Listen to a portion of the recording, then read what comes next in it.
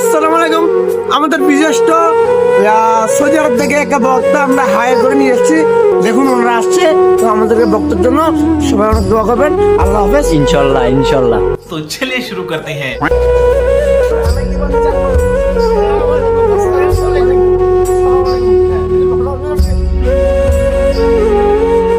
তারপর relax relax, কুল কুল কুল।